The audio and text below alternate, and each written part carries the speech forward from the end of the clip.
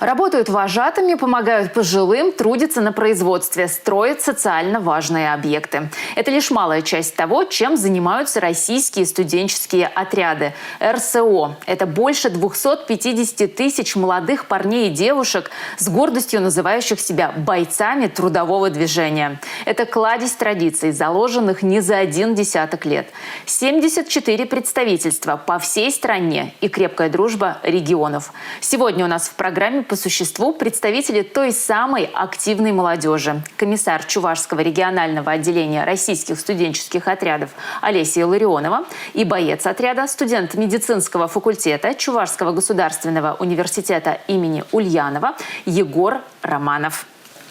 Здравствуйте, ребята. Здравствуйте. Здравствуйте. Российские студенческие отряды известны нам со времен еще наших бабушек и дедушек. Все мы знаем про этих бойцов из советских фильмов еще, когда студенты ездили на картошку, строили заводы, магистрали, железнодорожные станции. Вот сегодня студент РСО. Кто это? Чем он занимается? Что это за организация?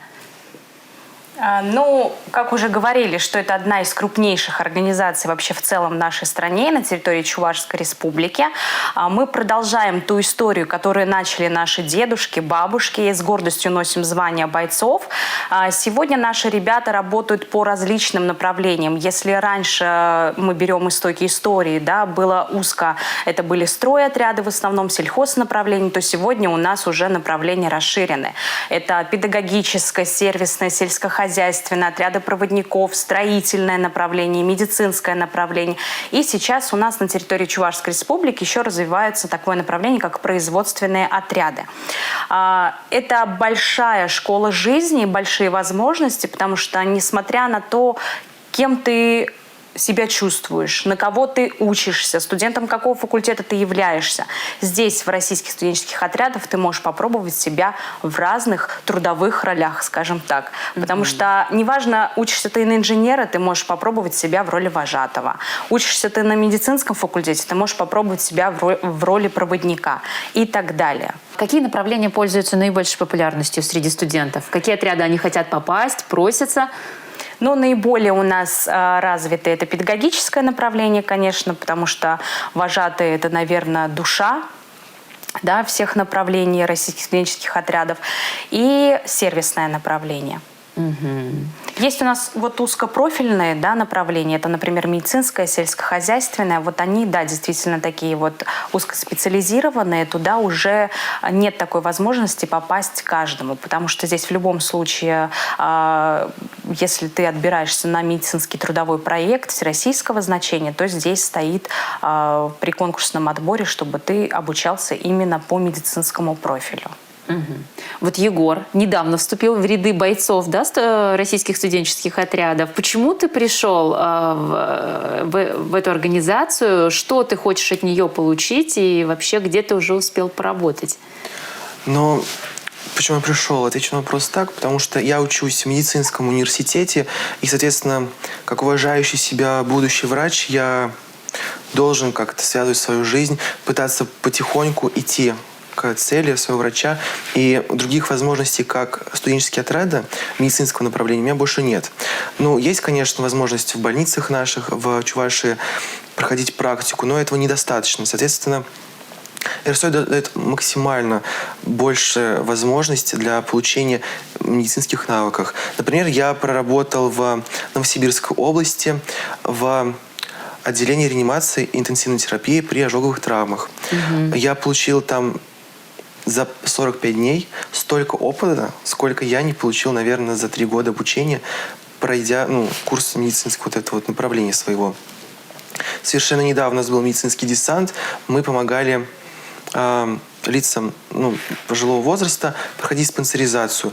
Соответственно, там я научился работать на каких-то приборах, например, на спирографах, ЭКГ, брать кровь, тестировать на ВИЧ-статус. Поэтому РСО дает много возможностей, и великое будущее за этим стоит. Угу. Ты сказал, ты проходил практику практически, получается, в Новосибирске, да? Вы работали там под руководством, под присмотром врачей. Чем вы там занимались конкретно? С другими, получается, тоже медиками молодыми? Я был устроен как уборщик санитарных помещений, соответственно, в эту работу входит генеральная уборка, первичная обработка поверхностей. Но это же только часть работы. Если ты уважаешь себя и будущую профессию, ты подходишь к врачу и говоришь: я хочу что-то новенькое узнать. Дайте пообщаться с пациентами. 17 февраля каждый боец российских студенческих отрядов празднует свой государственный праздник – День РСО, который утвержден указом президента страны Владимиром Путиным в 2015 году. Единственная молодежная организация в стране РСО, у которой есть свой государственный праздник. Это дает вам какие-то дополнительные возможности, что вот такой официальный уровень? Конечно, мы единственная, как вы уже сказали, организация, которая имеет свой вот такой государственный праздник. Это наша большая гордость. 17 февраля – это для нас дата отсчета, даже возрождения, да, нашего вот такого нового движения под названием «Российские студенческие отряды». И это статусно для каждого бойца, мы этим очень сильно гордимся. Угу. Но у Чувашского регионального отделения есть и своя дата еще в октябре, да? К чему она приурочена, что это за дата, какая история стоит за этим событием? Наше современное движение, Чувашское региональное отделение, было организовано, возрождено 17 октября 2001 года. И, конечно же, для каждого бойца Чувашского регионального отделения это тоже знаменательная дата. В 2021 году мы отметили свой юбилей, нам уже исполнилось 20 лет.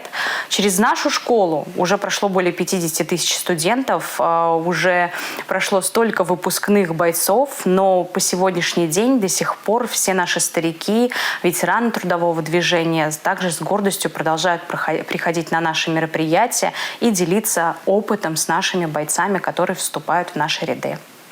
Олеся, вот вы уже комиссаром отделения регионального являетесь где-то на протяжении 8 лет, да? На какое направление вы сначала пришли и как остались так надолго? Я сама работала сначала в педагогическом направлении, потом я попробовала себя в сервисном направлении. И когда мне предложили попробовать себя в региональном отделении, я подумала, почему и нет. РСО для меня это не просто работа, да, у нас есть даже такой слоган «больше, чем просто работа». Для меня это действительно настоящая семья. Семья, где ты сможешь получить поддержку, семья, где ты сможешь получить новый опыт и новые знания.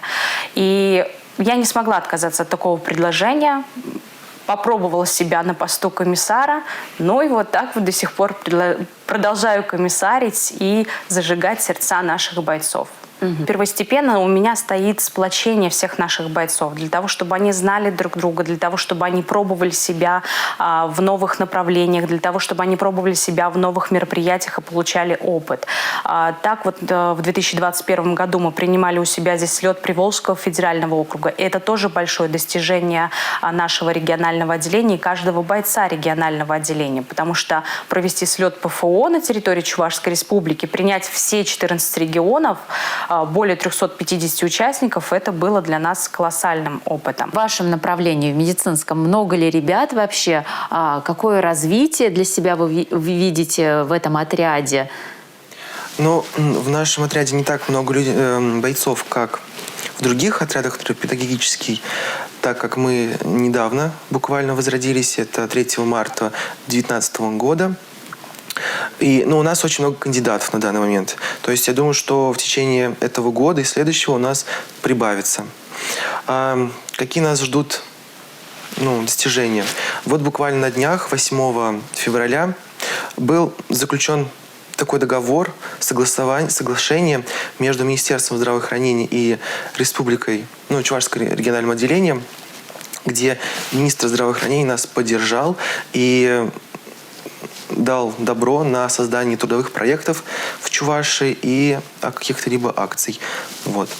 Ну, то есть, если будут созданы вот эти трудовые проекты, вы сможете проходить практику как уже боец отряда в медицинских учреждениях Чувашской Республики. Это помимо той практики, которая обязательно на вашем факультете. Это дополнительные возможности, получается, работы.